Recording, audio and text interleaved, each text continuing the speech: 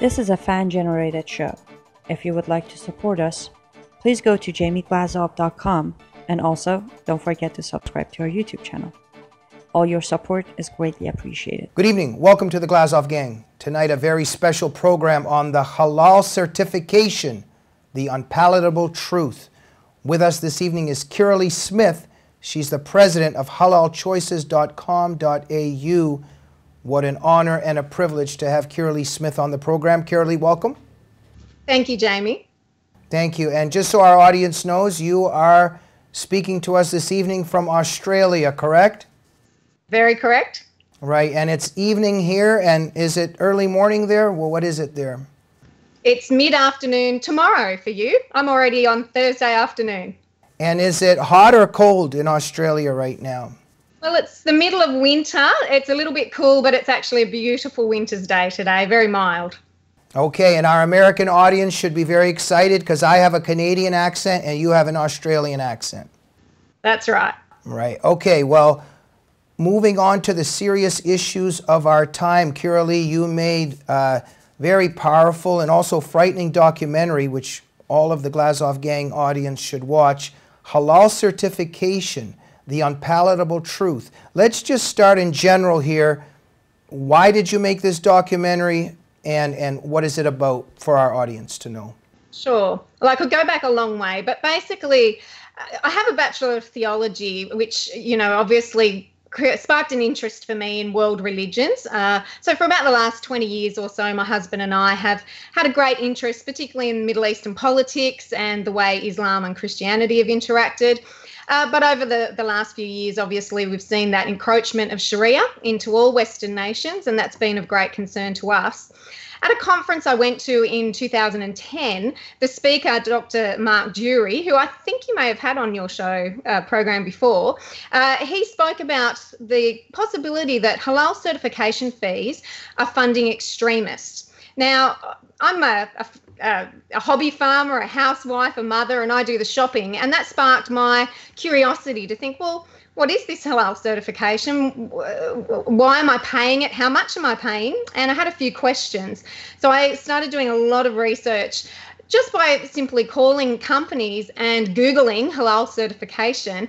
And what I found out was absolutely staggering. Basically, here in Australia and in most Western countries, the majority of products that we buy in supermarkets do have halal fees applied to them, yet there's no symbol on the label, or the information is very difficult to find out. And I don't know if you're like me, but I find that very curious. Why would you have a so-called marketing concept, but you don't really want anyone to know about it? So, yeah, that's where it started, but it's certainly not where it's ended.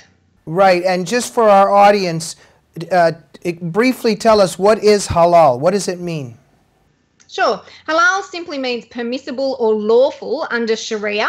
Without Sharia, there's no concept of halal. So it's just what's good, what's pure, or what's okay to eat. So it's for food or products in particular that are certified halal. It means there's no pork, no blood, no carrion products, no alcohol in those products.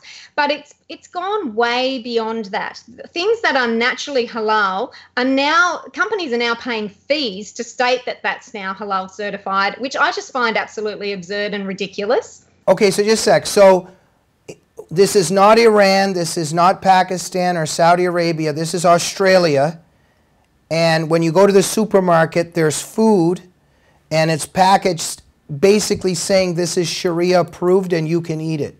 Absolutely, but often that information's not on the label, but the companies themselves have paid those fees or gone through a process.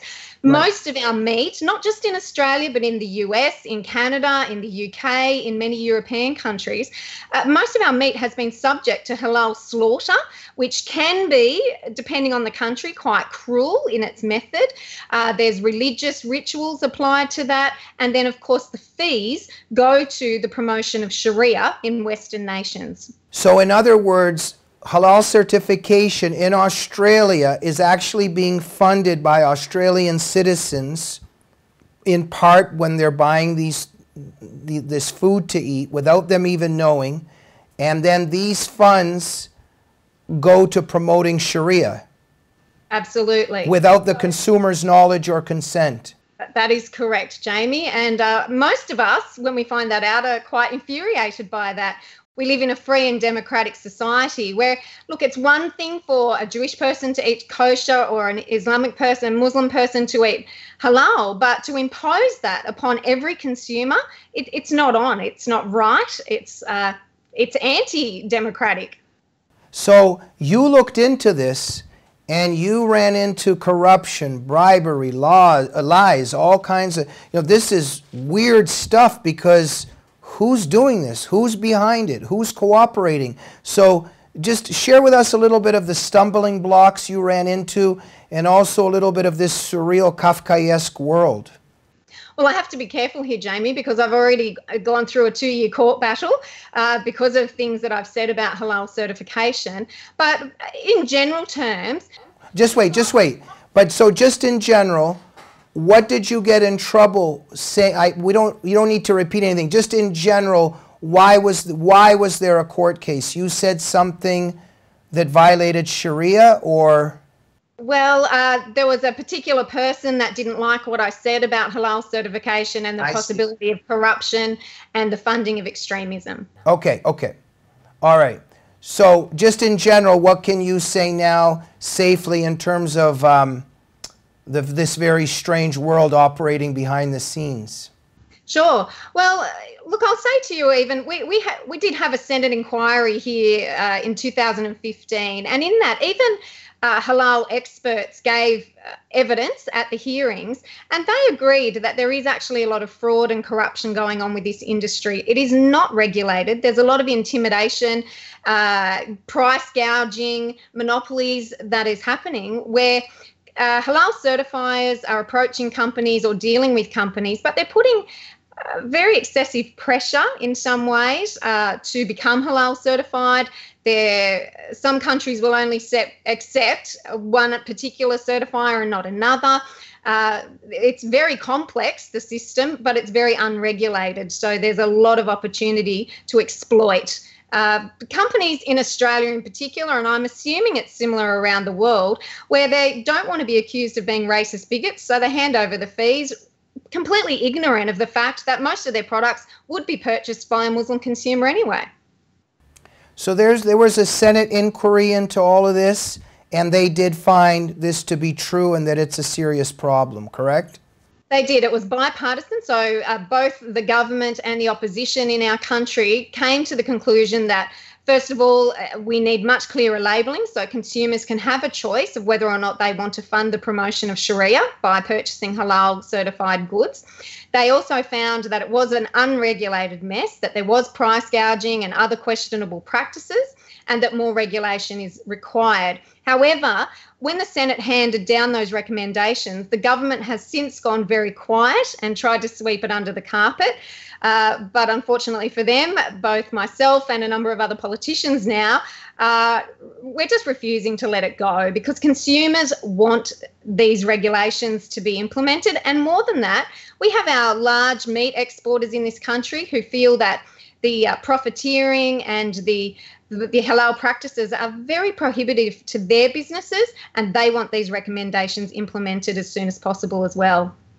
Right. So Kirralie, so just to state this again, the profits here go primarily to mosques, to Islamic schools, Islamic charities, etc., and this is problematic, right? Absolutely. You'll find in Islamic countries, they'll have one major halal certifier, often government run. In Western countries, such as Australia, we have 33 recognised halal certifiers at the red meat slaughter level, but there's countless. Anybody basically can make up a little certificate and say, I'm a halal certifier, and start creating a business out of that. And it is mind-boggling the amount of money that is being exchanged and taken from consumers without their knowledge or consent. Right, and also you have shown and demonstrated that in the US and France and Canada, in terms of all this halal certification, there's also links to funding of terrorist groups. Am I correct?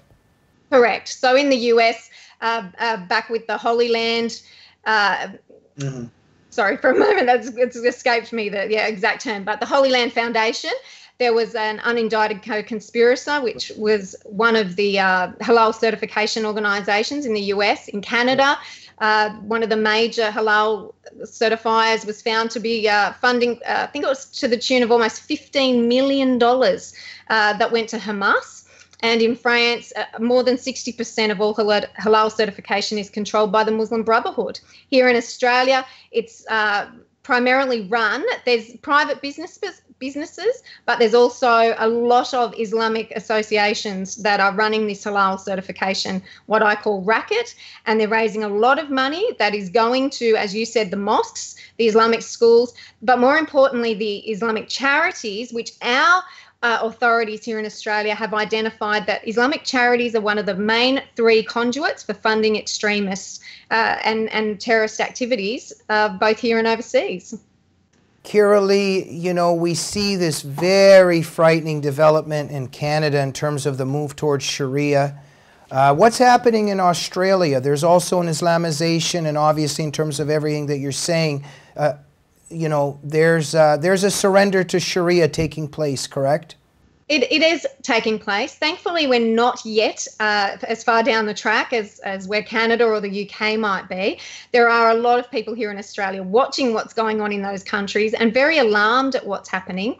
We feel here the same frustrations that you feel in the US and around the world, that when we try and have these conversations, we're shouted down or labelled ridiculous terms such as Islamophobic. But we also feel we have the advantage that because it hasn't crept in as far yet, we're going to be a lot more vocal and stand up before that happens.